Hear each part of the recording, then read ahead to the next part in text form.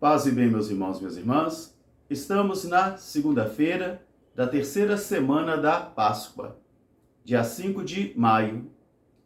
Hoje o nosso evangelho é retirado do livro de João, capítulo 6, versículos de 22 a 29. Naquele tempo, depois que Jesus tinha saciado a fome de mais de 5.000 homens, os discípulos o viram caminhar sobre o mar. No dia seguinte, a multidão que ficou do outro lado do mar, ela percebeu que havia só um barco e que os discípulos tinham entrado neste barco, porém Jesus não estava com eles. Eles partiram sozinhos. Muitas outras barcas tinham chegado ali de Tiberíades. E quando eles perceberam que nem Jesus e nem os seus discípulos estavam ali, eles entraram em suas barcas e foram para o outro lado procurá-lo, e o encontraram em Cafarnaum. Chegando ali, eles perguntaram: Mestre, quando chegastes aqui? Jesus respondeu: em verdade, eu vos digo, que vós me procurais, não porque vistes sinais, mas porque comestes do pão e ficastes saciados. Por isso eu vos digo, esforçai-vos por obter aquele alimento que não perece, e não o alimento que perece, mas sim aquele alimento que permanece até a vida eterna, e que o Filho do Homem vos dará, porque este foi quem o Pai selou com o seu selo real. Então, eles perguntaram a Jesus: Mestre, que devemos fazer para realizar as obras de Deus? E Jesus respondeu: a obra de Deus é que creiais naquele que ele enviou. Palavra da salvação. Meus irmãos, minhas irmãs, continuamos a nossa caminhada pascal. E há quase 2.000 anos que nós celebramos todos esses ritos, todas essas festas, todas estas solenidades. Mas para muitos estas festas e solenidades e ritos se convertem somente numa tradição e numa cultura, mas não em uma força espiritual de renovação espiritual, de rejuvenescimento da fé, para experimentar a alegria que vem do ressuscitado e assim, abertos para a sua graça, esperá-lo até que ele venha. Por isso, na primeira leitura de hoje, retirada do livro dos Atos dos Apóstolos, nós já vamos encontrar uma outra geração de cristãos, simbolizadas em Estevão. Aqui está o primeiro mártir cristão. Aqui está aquele que consegue ver o céu aberto e Jesus em sua glória. Aquele que acreditou em Jesus como realizador das obras de Deus e por isso foi-lhe dado o Espírito do Senhor. Espírito de ciência, de sabedoria e de fortaleza. Por isso, nesse momento onde nós encontramos Estevão diante de um tribunal, onde as pessoas mentem, onde as pessoas ameaçam e onde colocam a vida dele também em perigo, onde as pessoas se deixam subornar para poder criar um clima de apedrejamento de Estevão. É Jesus caminhando na contramão da história. É Jesus novamente caminhando na contramão dos valores que os cristãos muitas vezes vamos elegendo e que são contrários aos ensinamentos do Senhor. Por isso, Estevão não consegue ser combatido. O espírito de sabedoria que está em Estevão é capaz então de colocar e dar claridade a todas as mentiras que são feitas para denegrir a sua imagem e matá-lo. Mas aqui está a perseguição dos discípulos de Cristo em todos os tempos, os Atos dos Apóstolos.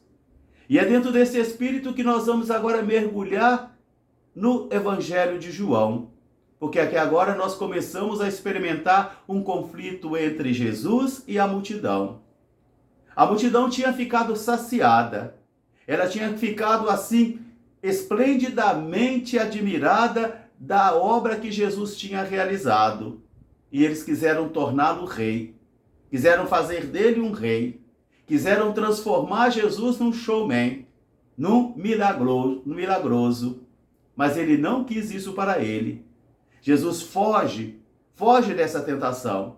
Jesus foge dessa condição de ser mito, de ser adorado, de ser influencer. Jesus foge disso. E Jesus vai para um outro lugar. E quando a multidão percebe então que Jesus não está ali, e muito menos os discípulos, ela também entra nas suas barcas e vai procurar Jesus. E Jesus passou caminhando sobre o mar, como os discípulos viram. E a multidão vai perguntar a Jesus: Mestre, como chegastes aqui? Jesus não vai responder esta pergunta. Jesus vai fazer uma afirmação, e uma afirmação que vai, nesse momento, ser um balde de água fria. Porque é verdade, às vezes nós vamos procurar Jesus não porque nós vimos sinais de conversão, mas para a satisfação de necessidades básicas.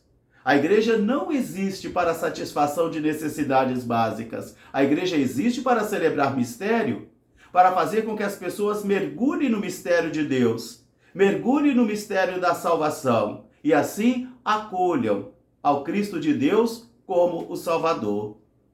Por isso Jesus vai dizer: vocês ficaram muito saciados com as obras que eu realizei, com o pão que eu dei vocês, mas isso foi incapaz de fazer com que vocês vissem sinais. E é interessante isso porque quantas e quantas vezes, nos momentos de crise, de sofrimentos, são nesses momentos que nós vamos procurar Jesus, mas não porque vimos nele um sinal de conversão, não porque vemos nele um sinal para converter de vida, para organizar a vida, para mudar o rumo da nossa história, dos nossos valores, não. Mas é tão só para satisfazer uma necessidade imediata, um milagre imediato. E depois de realizado esse milagre, nós nos apartamos de novo, nos afastamos de novo, até a próxima necessidade. Quer dizer, criamos uma religião utilitarista, onde nós usamos Jesus, usamos a religião somente para a satisfação de necessidades básicas. Por isso Jesus vai dizer: vocês estão me procurando não porque vocês viram sinais na multiplicação dos pães, mas porque vocês ficaram saciados. Esforçai-vos. Esforçai-vos por obter o alimento que não perece, que não acaba. Este sim. Esse vocês devem se esforçar, não por este outro, mas por aquele que somente o Filho do Homem pode vos conceder, somente o Filho do Homem vos dará, porque ele foi quem o Pai selou com o seu selo. E vem a outra pergunta: o que devemos fazer para realizar as obras de Deus? Meus irmãos, minhas irmãs, essa pergunta deve ser feita por mim e por você todos os dias. O que devemos fazer para realizar as obras de Deus? E Jesus vai dizer: as obras de Deus é você crer no Cristo que ele enviou, e assim obtém a salvação, e assim obtém o perdão dos pecados, e assim obtém a conversão, e assim obtém o alimento que somente o Filho pode vos conceder. Por isso, meus irmãos, minhas irmãs, é muito importante para mim e para você, depois de 2025 anos de história, ainda a liturgia provocar em mim e em você essa renovação espiritual, ou esse rejuvenescimento da vida espiritual, coisa que a primeira oração de ontem pedia. Que nós que nos alegramos, nos regozijamos com a renovação espiritual e o rejuvenescimento da fé, que saibamos esperar ativamente o dia da redenção, o dia da ressurreição. Mas para isso é necessário também observar a pergunta que Jesus fez a Pedro ontem: você me ama mais do que estes aí?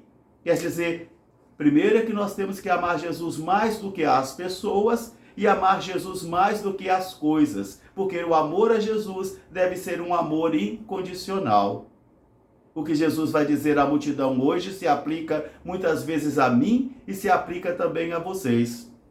Vocês estão me procurando não porque viram sinais de salvação, mas porque vocês comeram o pão, ficaram saciados, somente com as necessidades básicas para esta vida. Esforçai-vos por buscar o alimento que não perece, que não acaba, e que somente o Filho do Homem vos dará, porque ele é aquele em quem o Pai selou com o seu selo, e a obra de Deus é que creiais que Jesus é o Salvador. Um grande fraterno abraço para todos, paz e bem, até amanhã, se Deus quiser.